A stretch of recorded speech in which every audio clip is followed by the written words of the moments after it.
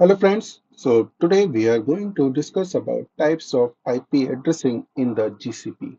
So in this lab, we are going to walk through the types of IP addressing, right? So the first thing is what is IP addresses, right? So just like your vehicle number gives you an identity to drive your car on the road, similarly, the IP gives you an entity in the internet world. IP is Internet Protocol. The IP addresses is assigned to your computer by your internet service provider. Since they are the ones giving you the access to the internet, so it's their role to assign an IP address to your computer. Your internet activity goes through them and they route it back to you using your IP address. So IPs are not permanent or physical engraved on your device. It's just a software term. IP may be get changed if ISP wants. So there are the permanent addresses and are referred to as MAC, means Media Access Control Addresses. Now let's come discuss about the type of IP addresses. So here you can see we have the two types here. One is IPv4 and second is IPv6. So the original address system uses as a 32 bits format like 192.168.1.1 for example, and providing approximately 4.3 billion unique addresses, which is now considered limited. So for that, we have the advanced IP address format, the IPv6.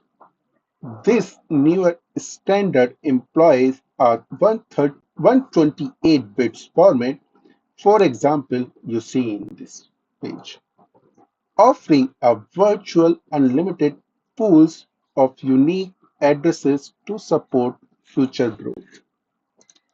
Now let's discuss about the external versus internal IP addresses.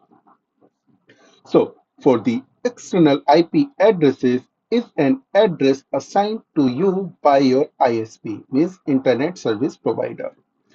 It is the address through which the internet and the other computer outside your local network use to identify you.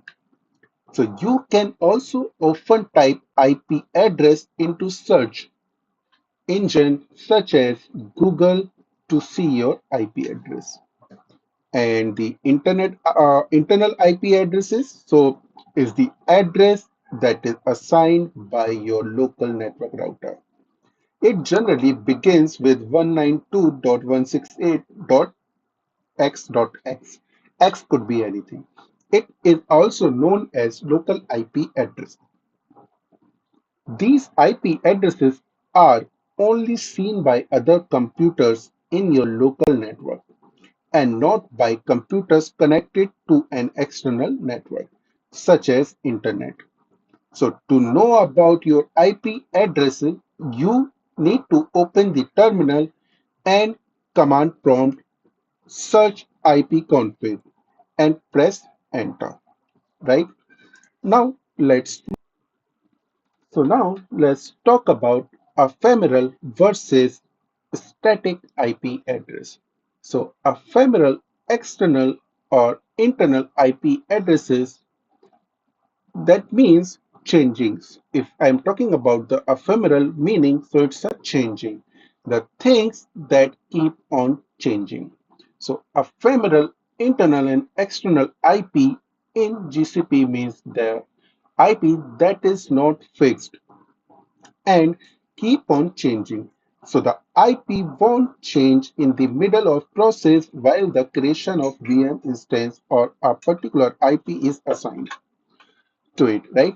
So when we stop or suspend the VM for the very moment, so Google assigned that IP to other VM instance, and later when you restart your VM, it will allot it with a different IP address.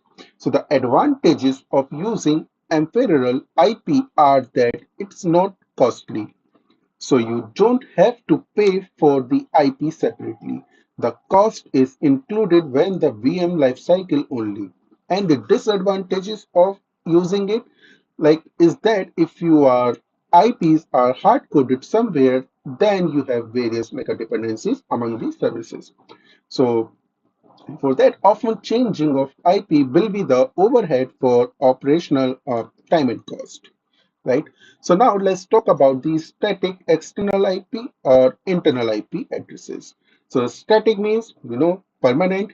So the static external or internal IP in GCP means that IP that is fixed for a particular resource, while the creation of VM instance or a particular IP assigned to it for static IP, so you have to reserve an IP for from the VPC network and then assign it to the VM instance during the creation.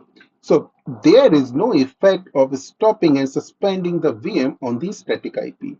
So the advantage of using static IP are that IP never get changed, unlike the unfamiliar. So there is no effect on the infrastructure dependencies and the disadvantage of using it. So that is not expensive, so you have to pay for IP separately even if it is not used, right? And this is the total or like an overview about the IP addresses. So now I'm going to dive into the lab. So on the lab, we have the some tasks. So first we need to claim the VM instance with ephemeral IP address. Then we have to reverse a static IP, right? And next is creating a VM instance with static external IP address. So these are the tasks which we are going to perform right now. So let's come on to the GCP. So now we are going to create a VM instance with ephemeral IP addresses, right?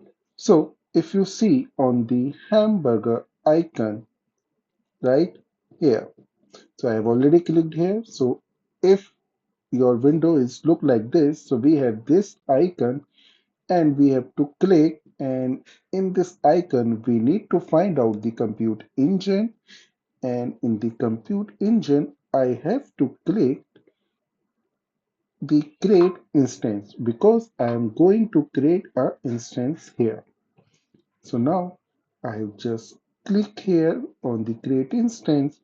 So if you see, we have the instance name here. So if you want to change it, so yeah, you can change it. If you want to take it by default, yeah, you can leave it as well. So for now, I am just going to provide right instant ng. So I am easily recognize this instance, right? And for which we are going to implement. So here we are going to implement for the if you right mirror IP address. Okay, so I have just take this name and I'm going to remove this. So it is a ng dash ephemeral, right? IP addresses. Now we have to choose the region this, and in this region, I am going to select a central one A, right? And now we have the I can say machine type for common workload, right? So which machine type you are going to choose? So for the practice, we always choose the N1, right? It is cost optimistic, right? If you see here, so yeah, you can as well find it out. And in the N1, I have to see how much there N1 standard 1, and this is the lowest uh, device, right? So I just choose here. Okay, now we have the lot of option there where we have the OS and storage. So right now I am going to keep this as it is, and we have the data protection. So yeah, it will be okay for me right now. I am just taking the snapshot schedule, right? For the networking, I am not going to provide anything, right? Because in this lab, I'm just going to check the external IP address, right, which is dynamically changed, correct? So I am going to check security no service account. So this is a security for this account I'm going to assign, right? And if I'm going to advance, so I don't think so. We have to change here. Now I'm going to create my instance, right? So it will take little bit time. Okay, so let it be loaded here. So I believe it is in use within a minute. I'm going to close here. So yeah, we have the external IP 35226.125.248. So if I save this for the future reference here, right? Now let it be status success, right? Then we are going to perform one more operation here. All right.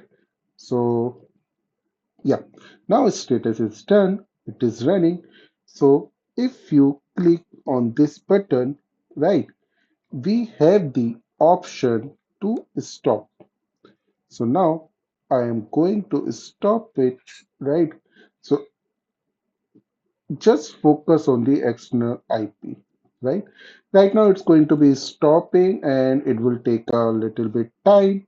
So I'm just going to pause the video here for a minute. So now it's stopped, and again I'm going to start this, and you see there is no external IP, and the previous IP will be was the 35.226.125.248.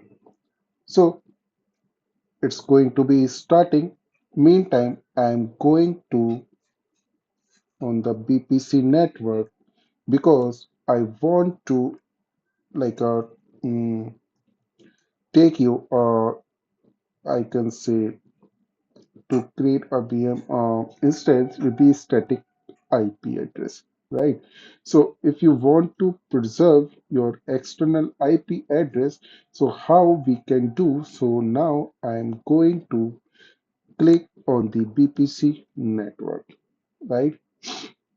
So page is going to be loaded, so let it be loaded, right?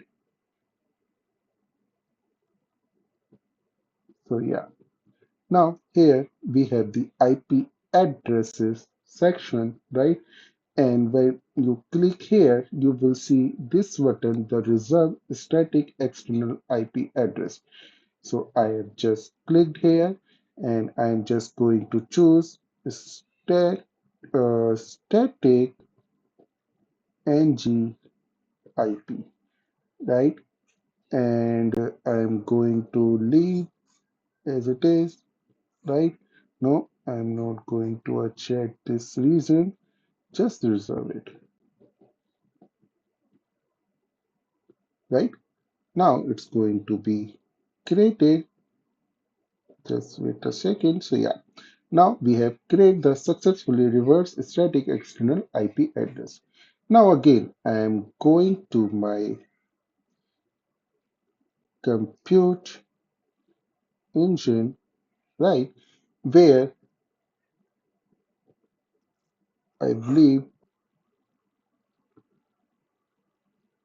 click on the create instance, and again we have the instance name, and I am going to select central one, keep the same configuration as it is, and on the network section I'm going to enable, not enable, yeah.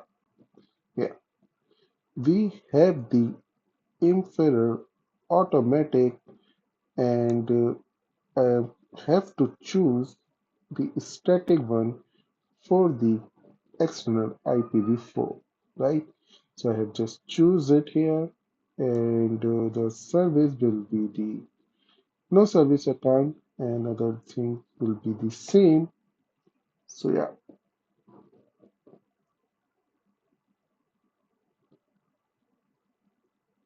it's still going to be stopped. So let it be now, right? So now your new instance going to be created. So just wait for a minute.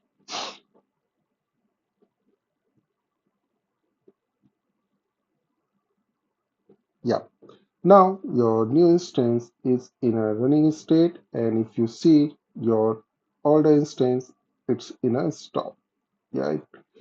So now I'm going to stop this instance for now, right? You just see there's a external IP is 35.192.165 and 220. So now I am going to stop it, right? And if you see, I've just copied this IP paste here, right? The previous one instance IP is this. So if you go to start again, right? So it will take a time. Then I'm going to show you both external IPs, like with the static one or without the static one, how it's going to look it, right? Now you see with this instance we have the different external IP, right? Well, with the static one, we have the static external IP, right? So this is how you can be static your external IP if you want to do some specific operation, right?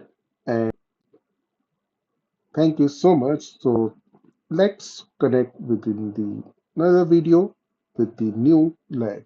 Thank you so much.